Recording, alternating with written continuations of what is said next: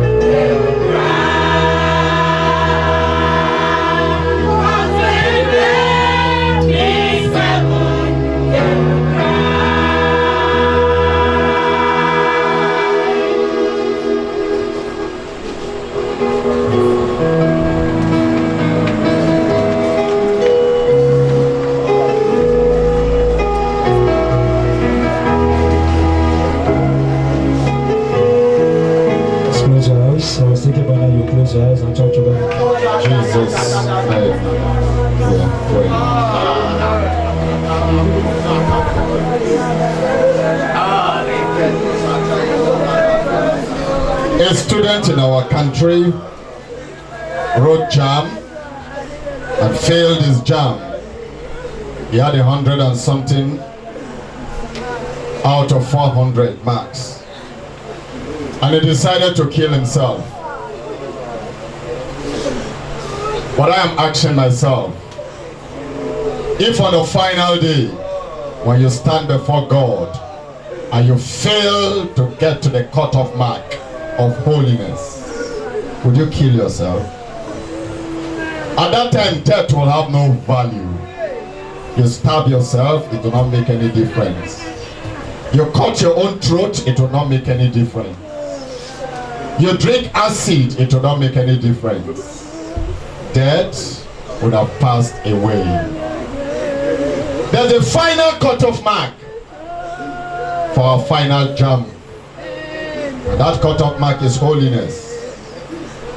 Anything short of holiness, 399.9999999. The examiner will tell you, depart from me, for I know you not. Our great Father, we thank you for bringing us to another Bible study.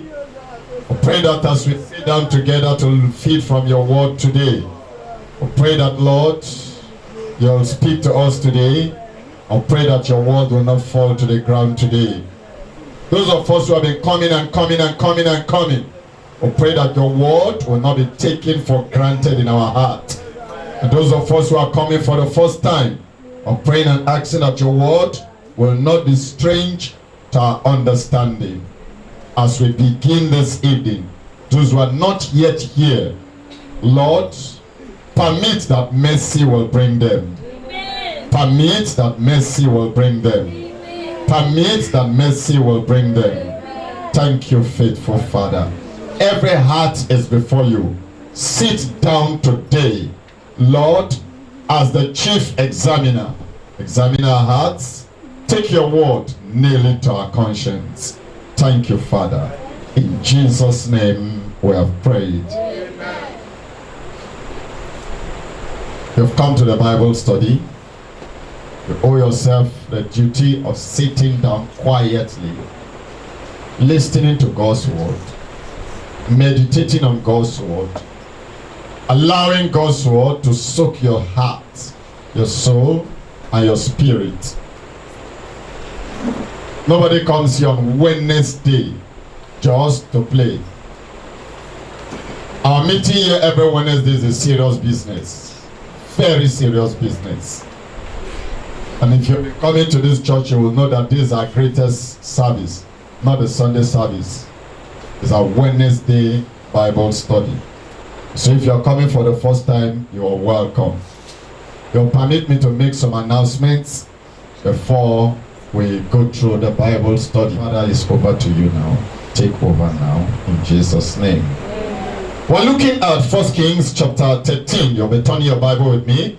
1 Kings chapter 13. We'll be reading quite a long scriptures, a longer passage, but let's see how God leads us today. In 1 Kings chapter 13, this is very important. This was supposed to be a Sunday message, but before we had the guest speaker, so we had to pick it up today. In 1 Kings chapter 13, let's turn our Bible together. There's a Bible study. 1 Kings chapter 13. We're looking at from verse number 1 together. And behold, there came a man of God out of Judah by the word of the Lord unto Bethel. That means God sent him to Bethel. And Jeroboam stood by the altar to burn incense. And he cried, the man of God cried against the altar in the word of the Lord and said, O altar, altar, thus says the Lord, behold, a child shall be born unto the house of David, Josiah by name, and upon thee shall ye offer the priest, shall they offer the priest of the high places that burn incense upon thee, and men bones shall be burnt upon thee. That means that God was telling telling this nation that because the nation had gone into idolatry and have gone into all manner of evil, and God sent a prophet to come and tell them that because of the evil they have gone into, and because of the perversion in the land, and because of the idolatry in the land, a child is going to be born in that land. And when that child is born in the land, the same altar upon which they sacrifice to their gods, upon that same altar, that child that will rise up is going to be a military general. He's going to be a radical man, and then he will capture those priests that were offering to Baal, and he will offer their own blood upon those altars now. That's what God told them. But look at that in verse 3. And he gave a sign the same day, saying, this is the sign which the Lord has spoken. Behold, the altar shall be rent, and the ashes that are upon it shall be poured out. He said, just to show you that what I'm saying is true, this altar will break up by itself, and all the ashes that are upon it will just pour out. Look at verse 4. And it came to pass when King Jeroboam heard the saying of the man of God. Let's pay attention when the Bible study.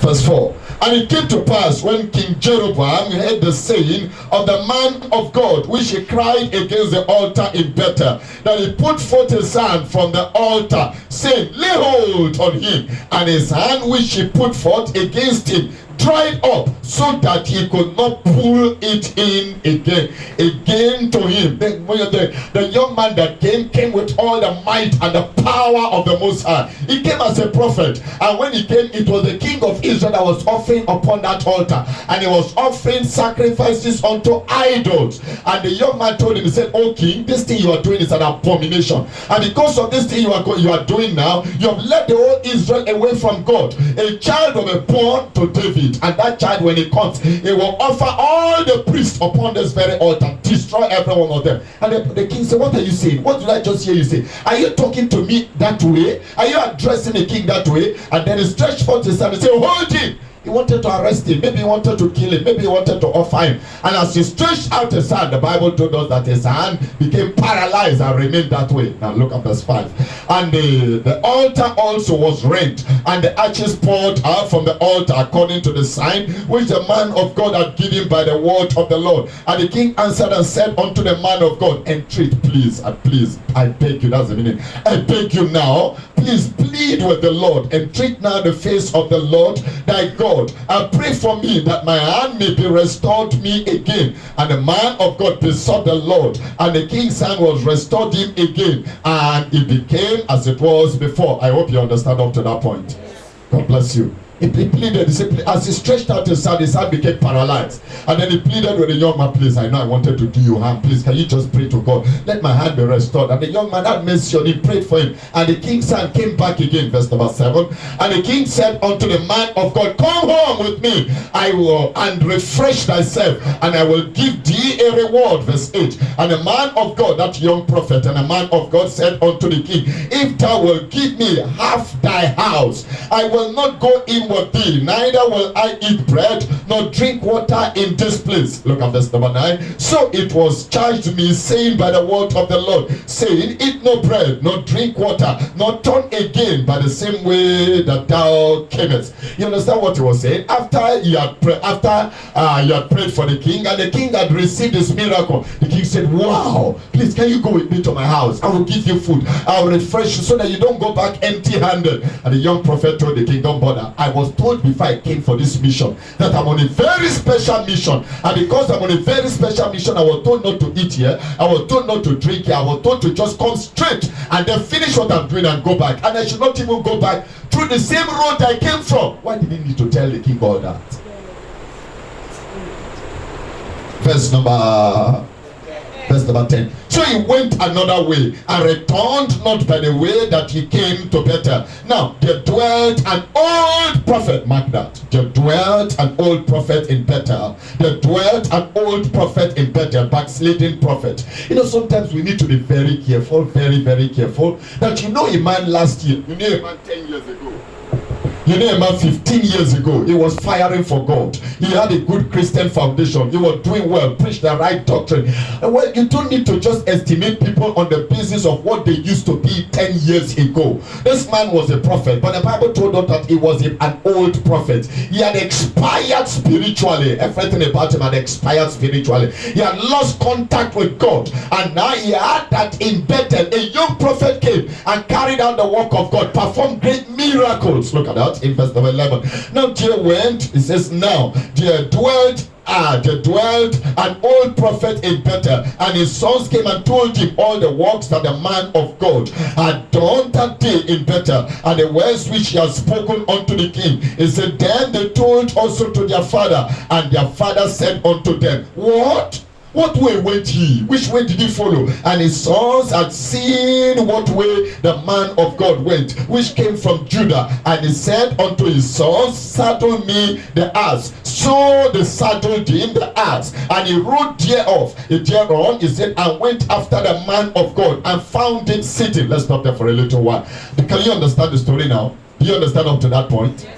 Now, the Bible told us that while this young prophet came and did all those great miracles, there were some young boys that saw the things he did, and then they knew their own father was a prophet in that land, the most recognized prophet in that land. So they went back home and told the dad, they said, Daddy, wonderful, we know you to be a prophet, we thought you are the greatest prophet, but today we saw somebody greater than you, a very small boy. We see the power he came with, and see what he said. Could you imagine that when he was talking, and our king, the whole king, stretched out his hand, his hand became paralyzed without the prayer of this young boy. This boy was powerful, and then because of him, the altar rent into two, the ashes poured out. Can you imagine that the whole king was begging him? The king pleaded and pleaded. The king knelt down for him, and before he prayed for the king, and the king's hand came back to normal. What they wanted, and the man said, what? You know, there's always jealousy even in the ministry. Even in ministry, there's jealousy in ministry.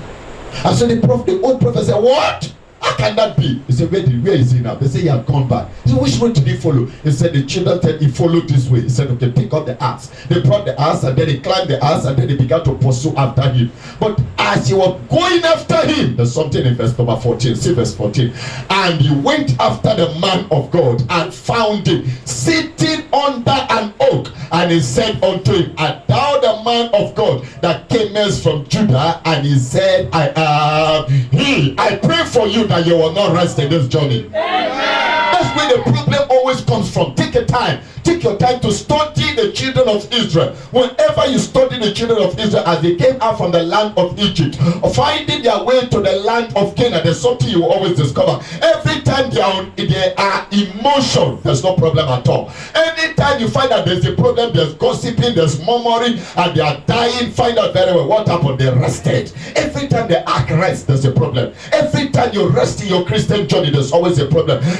Some people go to programs and they come back and they say, oh, we were there for 7 days, and those 7 days I was fasting, we were praying midday and night. I've come back, let me rest. It is at the time of resting that's when the enemy always comes after you. If you get back home, go back, find out from your father, your grandfather, your great-grandfather. But let them tell you a little about the Nigerian Civil War. They will tell you that most of the time it is after the Biafran soldiers have gone, and then maybe they've killed some battalions of Nigerian army. Then they come back to their camp and they rest as they start jubilating and dancing, and that's when the enemy always come back for revenge. The time when you not least expected, when you are resting and watching that careless home video, that's when the enemy will track you. One thing you need to understand is that the enemy will not attack you at the point of your strength. No, the enemy doesn't attack you at the point of your strength. He doesn't attack you at the time when you are on fire. He doesn't attack you at the time when you are glowing. He doesn't attack you at the time when things are well with you. It is always when you are resting under the oak, when you feel I have tried the Lord, when you feel I have finished the assignment, when you feel I have just finished the 21 days fasting, when you feel I have just come back from the program, when you feel there's time for me to rest now, when you feel I've just gone for a program, I just had a wonderful breakthrough. When I went to the village, I did this, I did that. I've just gone for evangelism. I had a lot of souls. I won a lot of souls. The time of resting is always the time the enemy will always want to attack back. Look at that. He was resting at the and he had just finished the journey, but he had not gone through. And then what made him to rest? If he continued in his journey, the old prophet would never have met him. But look at that.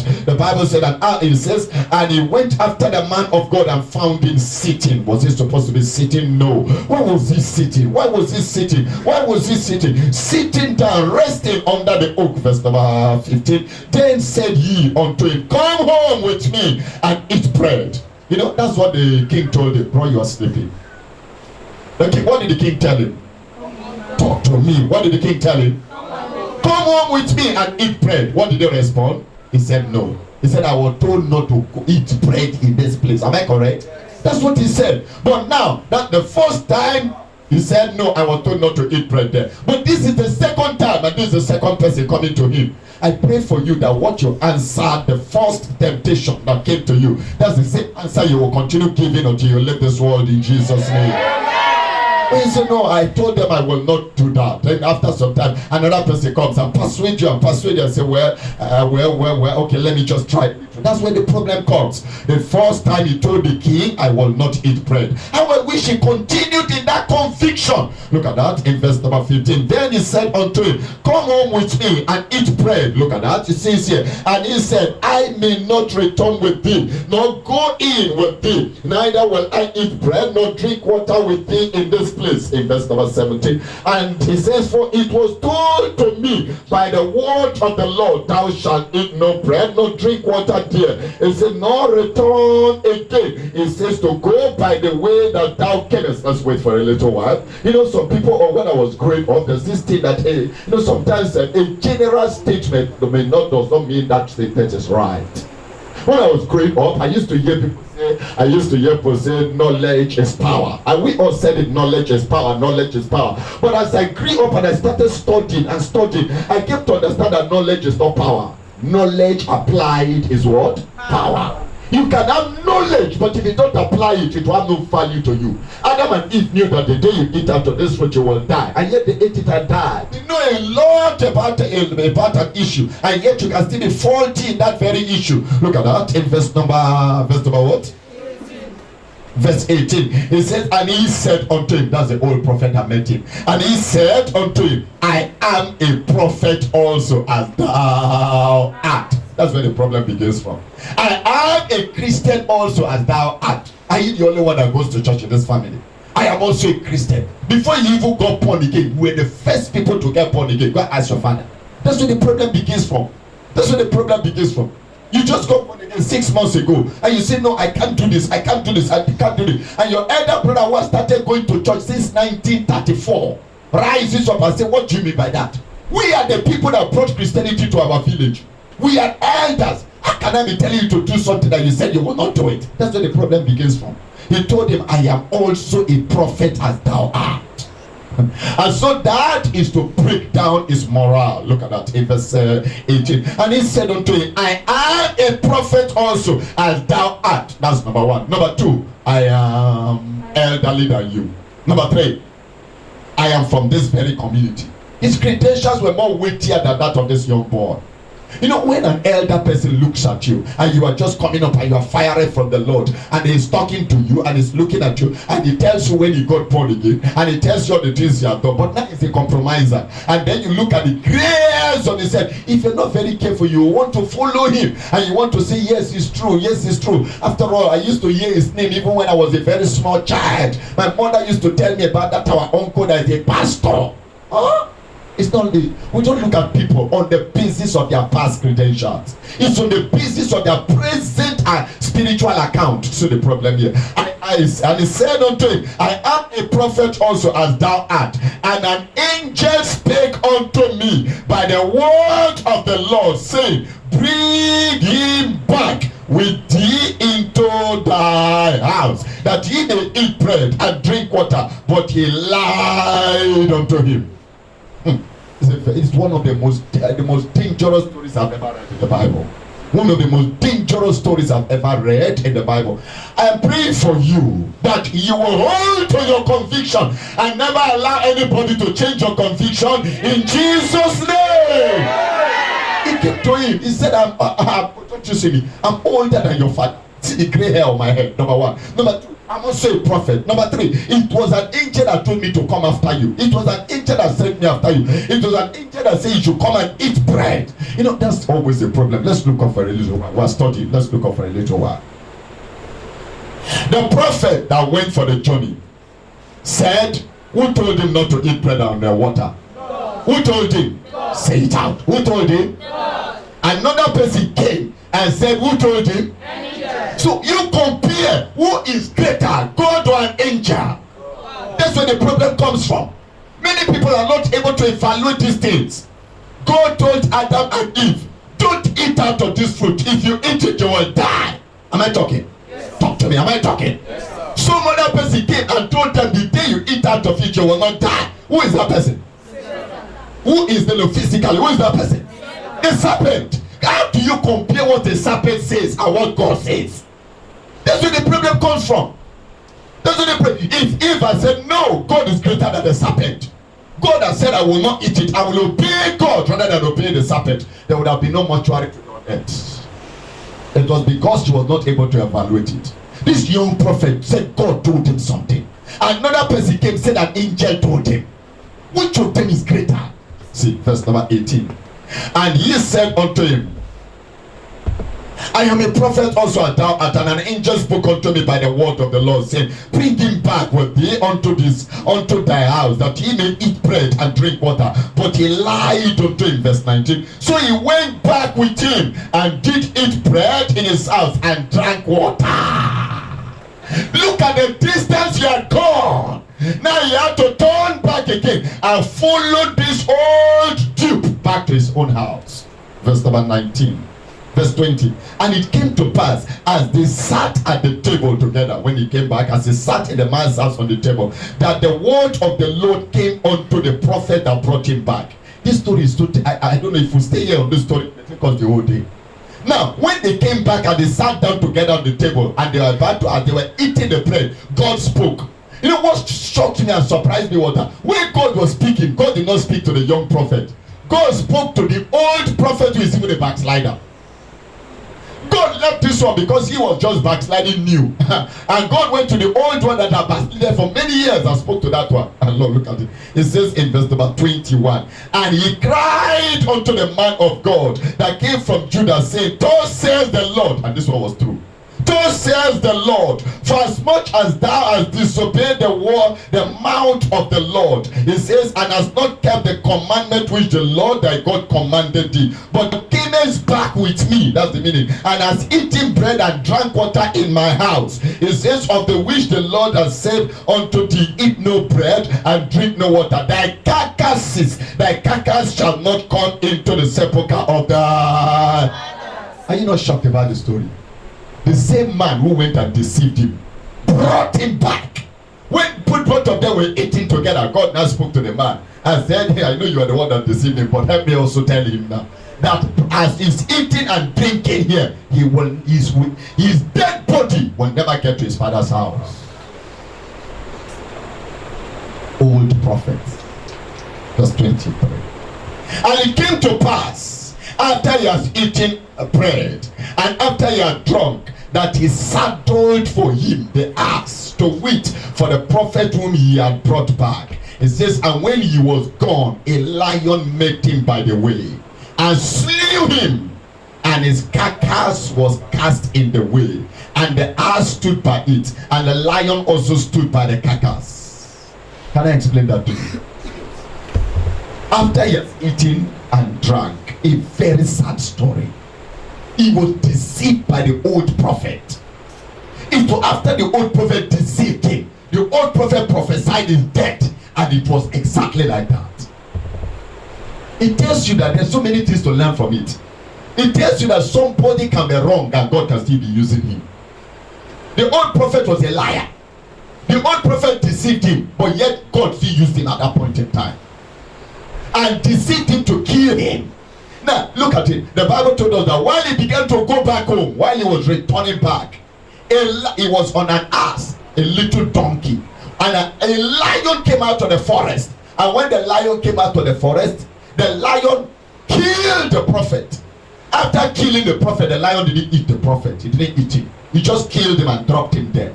After killing him, he dropped him there. The lion did not eat the donkey. The lion had two meats there. What are the two meats? The donkey and the prophet. He didn't eat any of them. He was just standing and watching them. So there were three people there. And if you know the story very well, let me read down because of time. Look at verse 24. And when he was gone, a lion met him by the way and slew him, and his carcass was cast in the way, and the ass stood by it, and the lion also by the carcass. And behold, men passed by and saw the carcass cast in the way, and the lion standing by the carcass. And they came and told it in the city where the old prophet dwelt. And when the prophet, it says, and when the prophet that brought him back from the way heard thereof, he said, it is the man of God who was disobedient unto the word of the Lord. It says, therefore the Lord hath delivered him unto the lion, which hath torn him and slain him, according to the word of the Lord which he spake unto him. And he spake to his son, saying, saddle me the ass. And they saddled him, and he went and found his carcass cast in the way, and the ass and the lion standing by the carcass. It says, and the lion had not eaten the carcass, nor had the lion torn the ass. The lion didn't eat any of the two. Look at verse 29. It means the lion was not even hungry. The lion only came for an assignment. Look at verse 29. And the prophet took up the carcass of the man of God and laid it upon the ass and brought it back. And the old prophet came to the city to mourn and to bury the man he had deceived and killed. He came and mourned him, to mourn him and to cry for him in verse 30. And he laid his carcass in his own grave. And then they mourned over him, saying, alas, my what? Alas, my what? Was he his brother? The man he killed, the man he deceived and killed. Now that he has died, he is crying. He said, alas, my brother. Verse 31. And it came to pass after he had buried him, that he spake to his son, saying, when I am dead, one day I will die. When I also die, then bury me in the sepulchre wherein the man of God is buried. Lay my bones beside his bones. for the sin which he cried by the word of the Lord against the altar in Bethel, and against all the houses of the high places which are in the cities of Samaria, shall surely come to. He said everything this man said will come to pass, although we have killed him. It's the issue between the young prophet and the old prophet. The young prophet and the old prophet.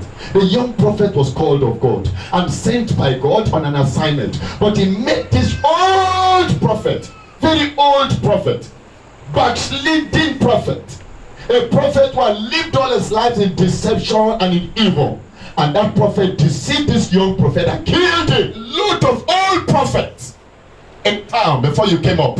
A lot of people who are backsliding. A lot of people who have gone far away from the Lord. A lot of people whose grace have been withdrawn from their life. And if you are not very careful, they are out to deceive the ones who are standing in faith and to take them away. But there's something that is important for us today, that Paul the Apostle said in the time of his ministry, that I want us to pay attention to. When people come to you and they tell you that I had a vision, I had a prophecy, I went somewhere, the man of God said something, he mentioned your name, he mentioned your father's name, he mentioned your village, he mentioned everything, he said it's you, I know it's you, and then he said you need to come and take assignment, you need to take coconut water, you need to do this, you need to do that, you need to bring your picture, you need to be very careful. See what Paul the Apostle said in Galatians chapter 1. Let's turn our Bible to Galatians chapter 1. Galatians chapter 1. Sister, please turn your Bible. Galatians chapter 1. We need to be very careful. We're looking at today, we're looking at the topic apostolic warning on false prophets,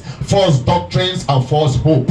Apostolic warning on three things. 1, false prophet. 2, false doctrine. And 3, false hope. These three things go together. Everywhere you find false doctrine, everywhere you find a false prophet, you will also find what? False doctrine. And you also find what? False hope. They give people hope that does not come from God. They give people hope that all is well when all is not well. They give people hope that they are born again when they are not born again. So many people today, you go around so many places, you see so many people who are prostitutes, lesbians, and a pastor told them that they are children of God, told them that they are born again, and they are not choristers in the church. That's a false hope. That's a hope that will not take them in, will not take them to eternity. That's a visa that they've been given to that is not from the Almighty God. And that's why we're putting these three things together. Apostolic warning on false prophets, false doctrines, and false hope. There's a false hope everywhere in the society. So many people are carrying false hope. People have told them that they are born again. Even with the trousers on their waist, they are born again. Even with the jewelries on them, they are born again. Even with all the tattoos they put on, they are born again. The eyelashes, they are born again. There's a false hope in our generation. People are carrying false hope everywhere. They hope that they are born again, but yet they are not truly born again. Their conscience tells them they are not born again, but they just tell them, no, you're born again. It's by faith, it's by faith, it's by faith, it's by faith. And they've said it over and over, and some people they just assume salvation by faith. Hear me and hear me clearly. There are things you can assume by faith. There are things you cannot assume by faith. You cannot just assume by faith that you're born again. No. Before you get born again, the Spirit of God must bear witness with your spirit that you are what? A child of God. You can't just accept that by faith. I claim it by faith. Why do you do that? You don't claim that this you can't claim by faith. You can't claim by faith that you are born again. No, when you have not confessed your sins, you have not forsaken your sins, you have not turned away from your sins, you have not made your restitutions, you just want to claim by faith that you are born again. Even when you have a girlfriend, even when you have a boyfriend, even when you still tell lies, even when you still watch dirty home videos, even when you still watch dirty things on YouTube, and you just want to claim by faith that you are born again. Brother, I stand here to tell you that that's erroneous. I stand here to tell you that that's not correct. I stand here to tell you that that's devilish. That's a deceit. No, you cannot just claim that you are born again that way. It's just like going to the market and you get to buy 3 market, and then you want to buy rice, you want to buy peas, and just I claim rice by faith. How do you do that? You don't go to somebody's store and say, I claim your rice by faith, I claim your peas by faith. There are things you cannot claim by faith. You need a purchasing power. You need to make an exchange. There's a legal tender that must transfer and must change hands before that property can be yours. Before you can claim to be born again, there must be an exchange of the old life with the new life. If you don't give out the old life, the new life cannot come in. You cannot own the old life and also have the new life together. The two cannot be yours at all. You can't hold your money and also get the property you want. You must give out your property, give out the money to get the property. You cannot, there are things you cannot do just that way. Look at that in Galatians chapter 1. What's today's topic? Everybody, what's today's topic?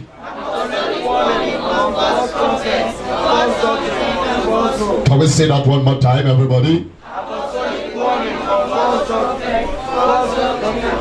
Yes, apostolic warnings on false prophets, false doctrines, and false hope. Look at that in Galatians chapter 1. That's why Paul the apostle said this, and I never forget this in my life. Galatians chapter 1. Sister, please don't sleep. Look at your Bible. Look at your Bible. Pick up your pen. Galatians chapter 1. Let's look at verse number 8 and verse 9. Look at verse 9. For it says, but though we or an angel, sister, see that's very interesting. In verse number 8, it says, but though we, I, Paul, Barnabas, Peter, James, John, Andrew, Philemon, Bartholomew, Silvanus, all of us going around, see, but though we or an angel from heaven preach any other gospel unto you than that which we have preached unto you, let him be what?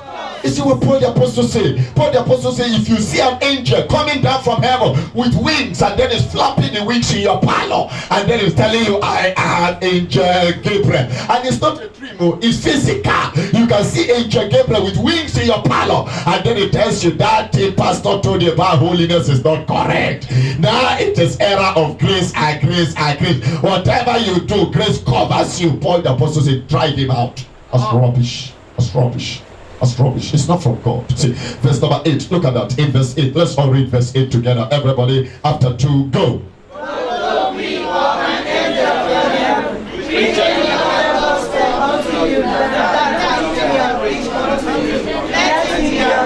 Let him be what? Accursed. Drive him out. He's a cursed angel. Verse number 9. Look at verse 9.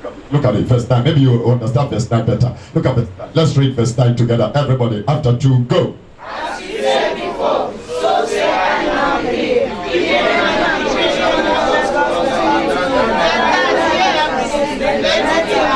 He said it 2 times in 2 verses. If any man, any angel, any bishop, any reverend doctor, archbishop, whatever you call him, Pope John Paul the 100th, whatever you want to call him, comes and preach any other gospel to you other than this gospel, let him be driven out, let him be accursed. That's what Paul the apostle tells us. That's the reason we see the people of old, they attach so much importance to the issue of false doctrine, because so many people today are in hell because they held on to things that were not had no spiritual value, false doctrine and false hope, and led so many people to hell. It had left so many churches out of the plan of the Almighty God. Look at something in 2 Corinthians chapter 11. Turn your Bible. 2 Corinthians chapter 11. Sisters, turn your Bible fast. 2 Corinthians chapter 11. Let's look at 2 Corinthians chapter 11, 3 and in verse 4. Look at verse 3. It said, but I fear. That's Paul the apostle talking about the children and talking about those his converts. He said, but I fear lest by any means, as the serpent beguiled, that means deceived Eve through his subtlety, so your mind should be corrupted from the simplicity that is in Christ. Verse number 4. It said, for if ye that cometh preacheth another Jesus. Sister, see that in the Bible. For if another prophet comes to you, another pastor comes to you and preacheth what? Another Jesus. What do you understand by that? There's another Jesus in this world. There's another Jesus. Some of the Jesus some people are preaching is not the Jesus of heaven. Some people don't understand. He said, Pastor, that place I went to, they're also calling the name of Jesus. Is it not the same name of Jesus? They also preach like you preach. It's the same name of Jesus. No, in our generation, there are so many Jesus now. We don't know all the armies. Am I correct? Yes. If you are a Nigerian army, you cannot know everybody in Nigerian army. Am I correct? Yes. There are more than 30,000. What's 30,000? I said 30,000. There are more than maybe 2 million of them, or close to that. So there's no way you can know everybody. The different battalion, each battalion is about 6,000. So there are more than maybe 2 million. You can't know every one of them. You can't know everyone. So you may only know those in your battalion. Am I correct? Now, the major problem the soldiers have, now we'll look at it in the spiritual realm. The major problem the soldiers have is that everybody they see with the military uniform, they assume is what? A soldier. Now, if they see people who are not soldiers, who are wearing army uniform, how will they treat them? God bless you. They treat them as what? Soldiers. And that is where they have problem. The same thing also. Some people we see, we just see somebody, he's a pastor, he's a reverend, he's a bishop, and we just see, but we don't know that many of them are fake soldiers. So many people just see these people and associate with them, receive them, and they've done terrible things that you could never imagine. Fake soldiers. See. Verse 4. Look at verse 4. For if ye that cometh preacheth another Jesus, that does not save from sin, another Jesus whom we have not preached, or if ye receive what? Another spirit. Please look at that. But if ye receive what? Another spirit. So it is that's why we're Bible study. Some people receive another spirit in the name of the Holy Spirit. Some people receive evil spirit in the name of the Holy Spirit. So you go to some churches now, they say, let us speak in tongues. A girl you know that has 3 boyfriends is speaking in tongues. Which type of Holy Spirit is that one? Oh. Another spirit. You go to some places, they say, now is that the pastor is praying. They say, everybody enter tongues. And the whole church is speaking in tongues. Is it possible? I went to Mayasa. One of my sisters was telling me the other day when I went to Mayasa. He said he went to one of the churches. I said, what did you go to do there? He said, well, one lady that has been, she has a school, so the lady maybe has been so friendly. The lady persuaded her, and then she had to go to the church. I won't mention the name of the church because of you know it. And so she went to the church. When she got to the church, she said, let me just to satisfy that her friend who had been persuading her, she went there. You know, sometimes you don't want to, you need to be careful that you don't want to satisfy people at the detriment of your soul. If all that will make me your friend is for me to come to your church, then we are not friends. Except I am satisfied spiritually to come. Not because I want to keep you as a friend. There are certain things that I cannot lay on the altar for us to be friends. And so she went with her. And when she got to the place, then the service was going on. Every lady was on skimpy skirt. Flesh was displayed everywhere in the service. Human flesh everywhere. Armpits are open, stomachs are open, legs are open, scattered everywhere. Things you see in clubs, you see them in the church. And yet according to them, the Holy Spirit was flowing everywhere. And everybody was speaking in tongues. And she was the only person not speaking in tongues. At the end of the service, one lady called and said, you are welcome. The lady, she looked at the mouth of the lady. It was as red as somebody coming from the pit of hell. The eyebrows, the two are joined together. The hair, no, there was no covering on the hair. And she was looking like somebody just walking straight up from her. And she said, you are welcome, and took her to one corner. I said, I discovered that in the service you were the only person not speaking in tongues. And I just came to tell you that this is how we speak. It is a very simple thing. Say ba, say za, say go, say ye. And she looked at her and said, from today, if you try this again, I can. Where did we find that? That to carry board that you are teaching people how to speak in tongues. Say ba, say za. I don't know where is our generation going to. You play with something that Jesus said, if you insult me, no problem. If you insult the Father, no problem. But don't play close to the Holy Spirit. That's what Jesus told us. You can insult me, you can insult the Father, but anything you are doing, when it comes to the Holy Spirit, don't play close to him. He does not know mercy. The Father knows mercy. I know mercy, but he doesn't know mercy. Don't play with him. Don't play with him. He said if you try it, you will not be forgiven in this world and in the world to come. Is that the person you play with? Say ba, say za.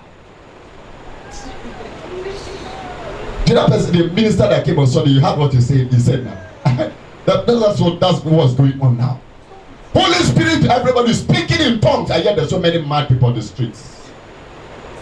You see people who speak in tongues cannot lay hands on ordinary headache. Urubuskata.